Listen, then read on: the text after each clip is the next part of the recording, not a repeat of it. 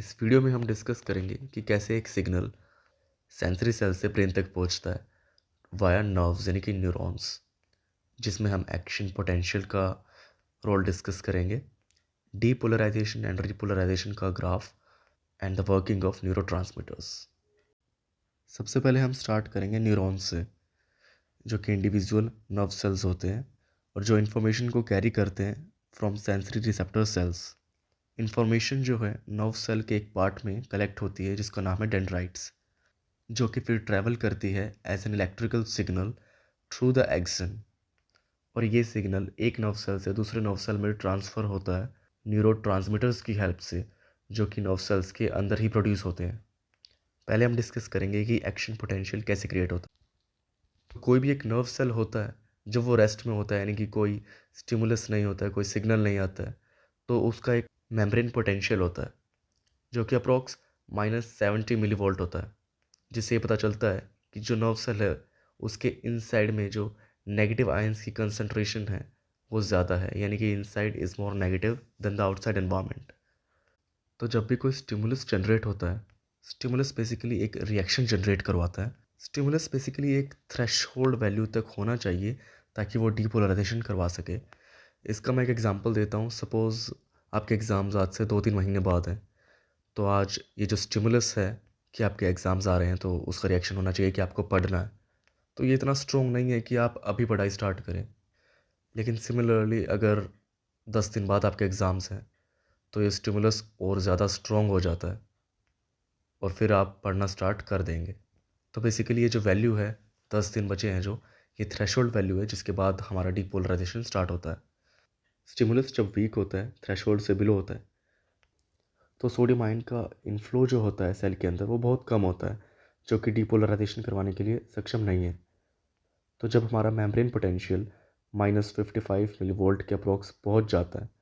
जो कि एक स्ट्रॉन्ग स्टिमुलस की वजह से क्रिएट होता है, तब हमारा डीपोलराइजेशन स्टार्ट होता है। यानी कि थ्रेशोल्ड पर पहुंचते ही जो मेम्ब्रेन में वोल्टेज गेटेड सोडियम चैनल्स हैं, जो कि एक ट्रांस मेम्ब्रेन प्रोटीन्स हैं, वो ओपन हो जाते हैं और जो सोडियम आयंस का इनफ्लो जो सेल के अंदर होना स्टार्ट हो जाता है, क्योंकि ग्रेडियंट पोटेंशियल होता है, यानी कि पॉजिटिव चार्ज बाहर की तरफ ज़्यादा है और अंदर की तरफ नेगेटिव ज़्यादा है, तो उसको बैलेंस करने के लिए सोडियम अंदर आता है। तो अंदर सपोज़ 10 नेगेटिव चीज़ है और बाहर से सोडियम आयन एक पॉजिटिव चीज़ है, जो कि 5 अंदर आ गए हैं सपोज़, तो वो अंदर जाके टोटल वैल्यू अगर हम एडिशन करें तो -5 रह जाता है, यानी कि -10 + 5 = -5। तो जो नेगेटिव कंसंट्रेशन है सेल के इनसाइड वो कम होती जाती है और जो मेम्ब्रेन पोटेंशियल है वो पॉजिटिव की तरफ बढ़ने लग जाता है, यानी कि -55 से 0, 0 से आगे अप्रॉक्स 30-40 तक ये जाता है और एक मैक्सिमम पोटेंशियल तक रीच करता है, जिसको हम कहते हैं एक्शन पोटेंशियल, जिसमें कि जो पोलैरिटी है वो चेंज हो जाती है। यानी कि अब तक जो सेल के अंदर नेगेटिव कंसंट्रेशन ज़्यादा थी, अब वहाँ पर पॉजिटिव कंसंट्रेशन आ गई है, यानी कि रिवर्स ऑफ द पोलैरिटी, जिसको हम यहाँ depolarisation as a term use करते हैं। तो जैसे ही सोडियम आयंस की कंसंट्रेशन एक लेवल तक अंदर बढ़ जाती है,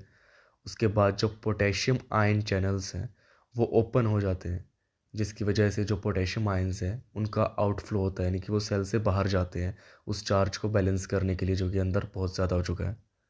और जैसे ही पॉजिटिव चीज़ बाहर जा रही है, यानी कि पॉजिटिव आयंस बाहर जा रहे हैं, अंदर की जो नेगेटिव कंसंट्रेशन है वो फिर से रीगेन होती जा रही है, यानी कि हम फिर से उस पोलैरिटी को अचीव कर रहे हैं जो कि पहले थी, डेट इज़ रीपोलराइजेशन। तो फिर से वही रेस्टिंग पोटेंशियल को अचीव करने के लिए पोटेशियम आयन चैनल्स ओपन रहते हैं और जैसे ही वो पोटेंशियल अचीव हो जाता है, जो पोटेशियम आयन चैनल्स हैं वो स्लोली क्लोज होते हैं और उस छोटे से इंटरवल में नेगेटिव चार्ज की कंसंट्रेशन ज़्यादा बढ़ जाती है, क्योंकि पोटेशियम आयन ज़्यादा निकल जाते हैं। तो जो नेगेटिव कंसंट्रेशन हमारी एक रेस्टिंग पोटेंशियल में थी, जब न्यूरॉन एक रेस्टिंग पोजीशन में था, अब हमारे पास उससे ज़्यादा नेगेटिव कंसंट्रेशन है और इस टर्म को हम बोलते हैं हाइपर पोलराइजेशन। और अब फिर से ये रेस्टिंग पोटेंशियल की तरफ मूव करेंगे और इस दौरान कोई भी स्टिमुलस का इफ़ेक्ट नहीं होगा और कोई भी सोडियम आयन चैनल ओपन नहीं होंगे। Here the nerve is unresponsive to any further stimulation. इस तरह से एक एक्शन पोटेंशियल एक्सन AXON उसके अंदर ट्रैवल करता है और वो लास्ट में यानी कि एक्सन टर्मिनल तक पहुंचता है। और इससे हमें ये पता चलता है कि हमारा सिग्नल या फिर वो नर्व इम्पल्स एक नर्व सेल के अंदर कैसे ट्रैवल करता है। अब ये तो बात थी एक सिग्नल का एक डेंड्राइट से और एक्सन के टर्मिनल तक पहुंचने की कहानी। अब एक्सन टर्मिनल से एक दूसरे नर्व सेल के डेंड्राइट तक वो कैसे पहुंचता है। यहाँ रोल आता है हमारे न्यूरोट्रांसमीटर्स का। न्यूरोट्रांसमीटर्स वो केमिकल हैं जो न्यूरॉन्स को आपस में कम्युनिकेट करवाते हैं और सिग्नल को एक न्यूरॉन से दूसरे न्यूरॉन में ट्रांसफ़र करवाते हैं। तो जब हमारा एक्शन पोटेंशियल एक्सन टर्मिनल तक पहुंच जाता है तो वहाँ का जो मेम्ब्रेन पोटेंशियल है वो चेंज हो चुका होता है, जिस वजह से कैल्शियम आयन चैनल्स यानी कि voltage gated calcium ion channels वो ओपन हो जाते हैं, जिसकी वजह से जो कैल्शियम आयन्स हैं वो सेल के अंदर आ जाते हैं क्योंकि उनकी बाहर कंसंट्रेशन ज़्यादा होती है और अंदर आकर वो वेसिकल्स के प्रोटीन्स के साथ इंटरेक्ट करते हैं। कुछ कन्फर्मेशन चेंजेस होते हैं जिसकी वजह से वो वेसिकल्स जो हैं बाउंड्री के साथ इंटरेक्ट करती है और वो फ्यूज़ हो जाती है, जिसके बाद जो न्यूरोट्रांसमीटर्स हैं वो उसके अंदर से रिलीज़ होकर बाहर उस गैप के थ्रू ट्रैवल करते हैं और डेंड्राइट्स पर जो रिसेप्टर साइट्स हैं फिर वो वहाँ जाकर कलेक्ट हो जाते हैं यानी कि ट्रांसफ़र हो जाते हैं और ऐसे ही ये प्रोसेस कंटिन्यू होता है और इन्फॉर्मेशन हमारे ब्रेन के पास चली जाती है, जिसके बाद हमें डायरेक्शंस मिलती हैं हमारे बॉडी पार्ट्स को कि कैसे क्या फ़ंक्शन करना चाहिए।